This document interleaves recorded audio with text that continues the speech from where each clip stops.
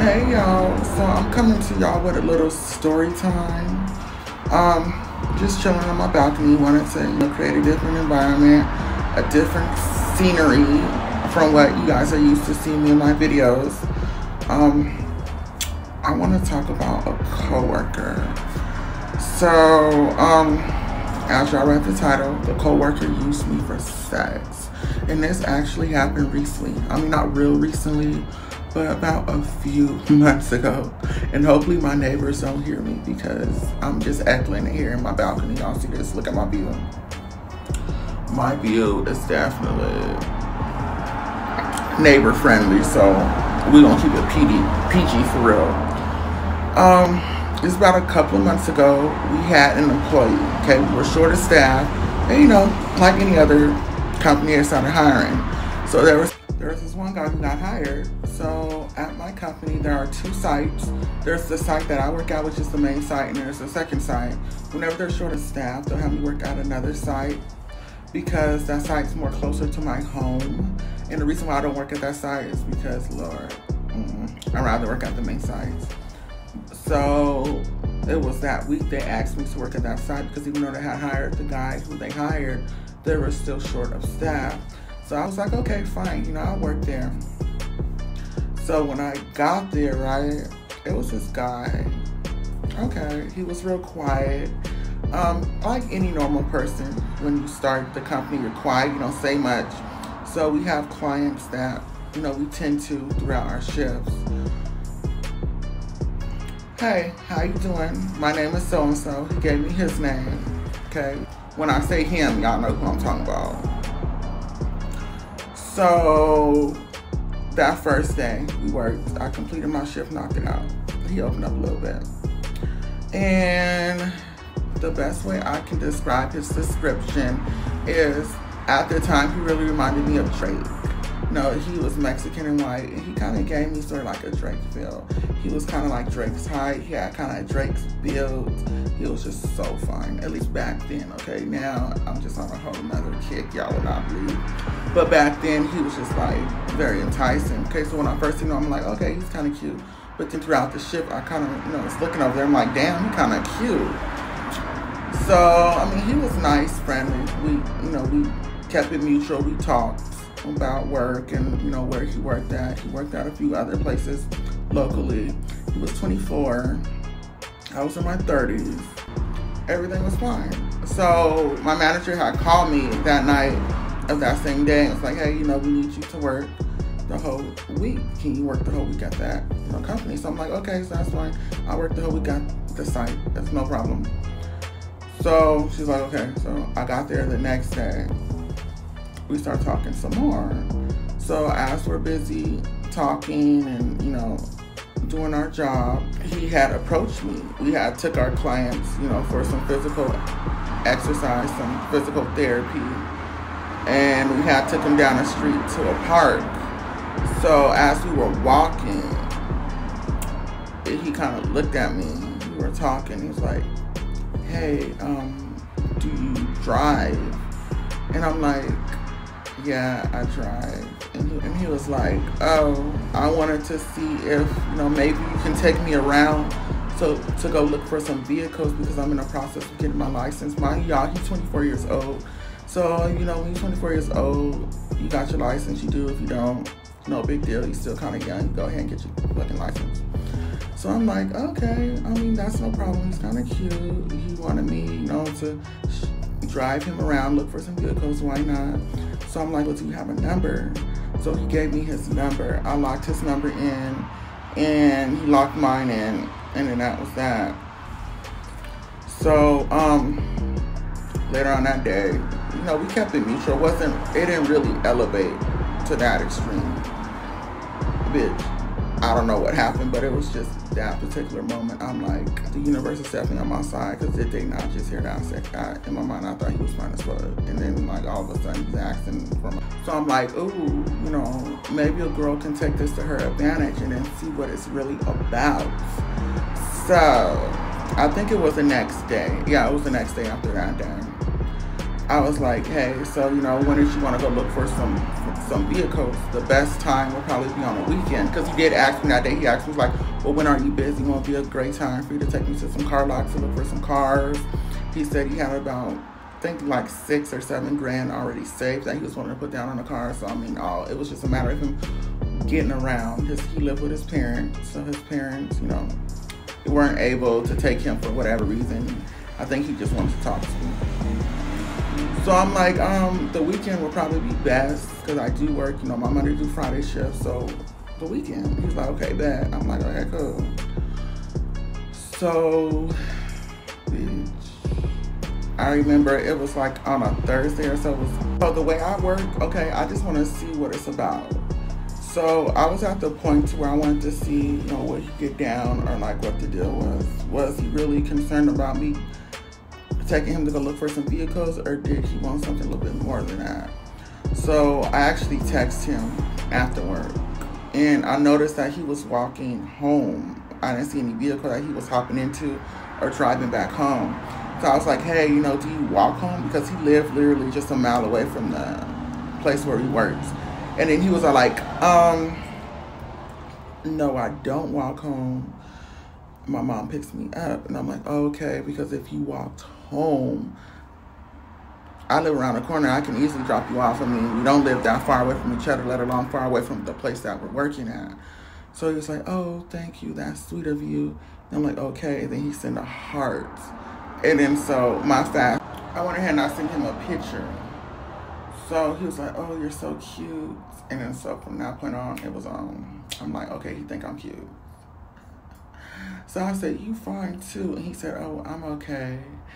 I'm like, okay, if you think you okay. I mean, a lot of people think Drake ain't really cute with his Univalent shit, but girl, I had a fascination for Drake. And I knew right then and there that this was the closest thing I was going to get to Drake, Thizzle baby. So I'm like, he's like, what you doing right now? And I'm like, well, I'm in the process of getting my oil changed because I was at the mechanic shop getting my oil changed. So he's like, oh, he said, if I had a car, I would take you out, you know, to go get some coffee and to hang out. And I'm like, oh, that's sweet. Well, oh shit, I'm hot, y'all. Hold on, it is hot as fuck out here. Let's take the story time inside because it's too hot. Y'all, I tried to do something different, but a bitch is out here sweating like a pancake. Hold on. And y'all, pancakes don't sweat, but bitch, I was looking just like a pancake out there sweating. But anyway, so to make the long story short, we went back and forth. So we agreed to meet that day after I got my oil change. So, you know, I picked him up. We started chilling. He was like, oh, he hopped into my car. He took a few minutes to come out, but eventually he came out. So he hopped in my car and he was like, oh my gosh, you are so sexy. Bitch, you better believe that day I went home, washed up, wore the tightest ass pink top, had my fucking short pink spandex on. Bitch, I looked good, started smelling all good. I did my makeup, the whole shebang, bitch. I gave him natural fish ass cunt, bitch. And Lord, when he see me outside of my uniform, because I wear uniform at work, bitch, he couldn't get enough of me. He was like, I kid you not, that motherfucker hopped in my car. He was like a fucking kid. I'm like,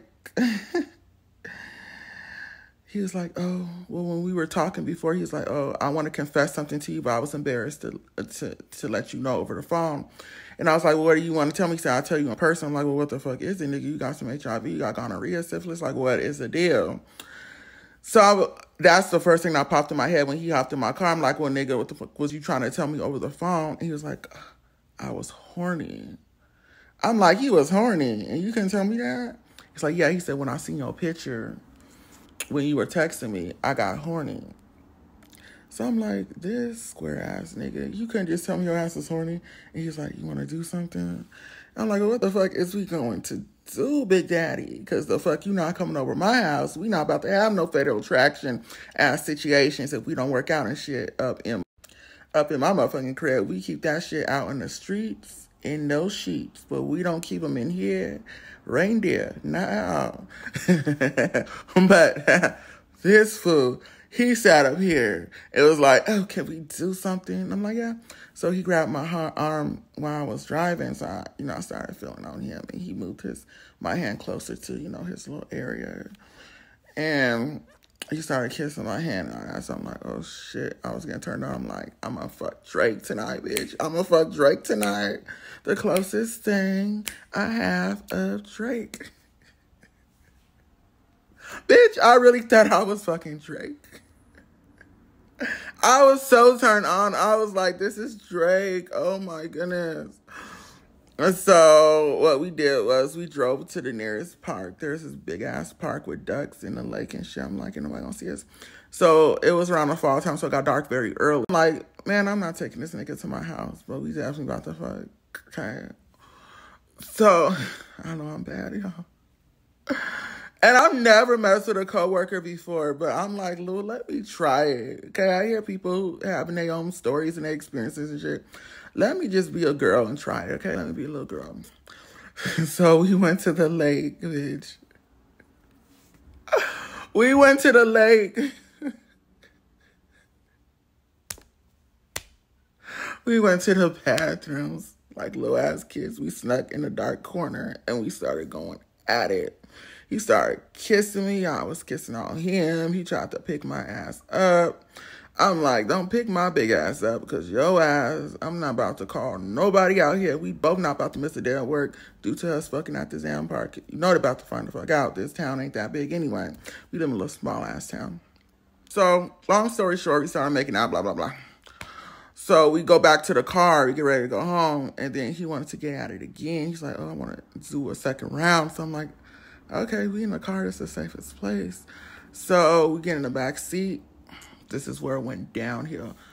This punk ass nigga, he pushes me back, swear to God, and he climbs on top of me, and he starts kissing me, and he's pulling on me like I'm a nigga and he a bitch. I'm like, get the fuck off of me. Like, why the fuck are, you so rough and kissing on me? And he said, oh my God, you're so soft. So he pulls his pants down, and he starts getting on me, and then I just take it, but I'm like, you really gonna get the fuck up off me? So he was like, oh, he whispers in my ear, he's like, oh, I feel bad. I have a girlfriend. I wish I would have said something. I'm like, what? You have a girlfriend and you started all this? I mean, you the one that fucked up the movie. I liked you. I was on some friend shit. You was the one talking about you was horny, and that just set me off because I was horny too. But bitch, you didn't know that up until you told me that you was horny. So I'm like, okay, little bitch, you don't got a wife. And we kissing and shit. He's like, oh, he said, well, she's not my girlfriend, but I really like her. And then he started kissing me some more. So whatever, I started kissing him. Damage already done. So he started kissing me and shit. And then we do our second round. So I'm like, okay, well, let me take your ass home because it's getting dark. And we got to get ready to go to work the next day. So I drove off the park. And he's like, oh, he said, I really don't want to go home. I'm like, what you want to do? And he was like, I just want to talk to you if that's fine. So I'm like, okay, well, we can talk. I mean, I'm not going to treat you like a little rag dog, fuck you, and then take you home. I mean, we can talk like human beings, share a few moments and shit. So, blah, we started talking about our school, our prior jobs, our career moves, just about life, our family and shit. So he was like, he wanted to have sex again. So I'm like, this nigga, he want to go for a third round again. But he just wanted some. So I'm like, okay, well, I mean, that's fine. I mean, it was small, but I mean, it was fine. I'm not no dick queen. You don't got to have big pipes in order to get my attention. It's not the size of the boat, but it's the motion of the ocean. So we started going at it. We started going at it and shit. And then this is where it went live. He whispered, I swear to God, y'all, he whispered in my ear. He was like, would you kill my mama? Oops. I said, would you what? Would I what? He's like, would you kill my mom? Kill your mom? What kind of shit? And I asked him like maybe 4 times to make sure that I understood what the fuck he was saying. Because remember, I didn't know this man passed away. He was a new employee and things like that. Like, I didn't know anything about him. So I'm like, why would you say that? Why would you want to hurt your mom? You're supposed to protect your damn mom. And what the fuck does that have to do with me? Why would you think that I would be the candidate to kill your fucking mama? Kind of weird ass lifetime shit is this? So he's like, oh, I just say stupid stuff. you know, I didn't mean it. So I'm like, let's take your ass home, okay? So I backed away from him, and I'm like, we really need to go home. With my fist like this, because if you try some of my goddamn car, you getting the fuck up out, and you walking your ass home. And you gonna have a black eye doing it. So he's like, oh, I'm stupid, you know. I say some stupid stuff. I'm like, okay.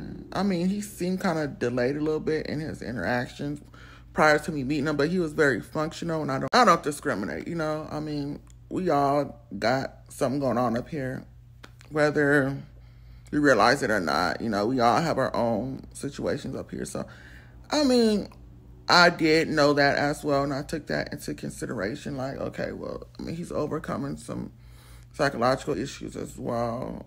He did share with me, but I mean, I don't see what the problem was. He wasn't locked away in a goddamn jail cell up until he got hired at our company. So he wasn't a dangerous guy. At least I didn't think so. But I'm like, we're going to go home. So I dropped him off. And then that was that. I mean, we talked a few times. He kind of ignored me a little bit. But then after a while, I guess it was kind of awkward. That's what it is. But he got kind of used to me. We talk now and everything's cool. But it's just like, bitch, what the fuck was going on? And what got me is that when we were outside kissing, he knew my tea. Trust and believe, he knew my tea. I told him, I was like, me being trans is definitely an experience, because he wants to know more about that. So we had that talk prior, but it was just like when we first started kissing, he put his hands in my pants and he kind of backed away. And then he looked at me. And then when he looked at me, he started kissing me 10 times harder than what he did prior to him putting his hands in my pants. So I know that wasn't the case. But he just really acts like, I don't know. I don't know if he just wanted the experience or if it was just something that happened. But, bitch, I got a little taste of Drake that night. But, yeah, we didn't talk about anything after. There was a time, though, I think it was like a day after I got called into the office, and I thought maybe he went back and told our managers about some shit, which, bitch, I'm a grown-ass motherfucking woman. Y'all can't do shit about anything about what we did. I ain't got shit to do with the company. But I was like, why are they suddenly calling? It was the executive that called me into the office, and I thought maybe he made some shit up. I don't trust people anyway when you have your little one-night stands. But the executive was like, hi, can you have a seat? I'm like, okay. What? She's like, oh, we're going to give you a pay increase. I'm like, ooh, yes, I got me a pay increase. Because, bitch, I thought it was about something entirely different. But, yeah, I mean, we didn't bring anything up. We don't bring anything up. And then that's that. So, yeah, I hope y'all liked my story time. Weird as fuck. Definitely not nothing that I would do again at all. Bye, y'all. Until next time.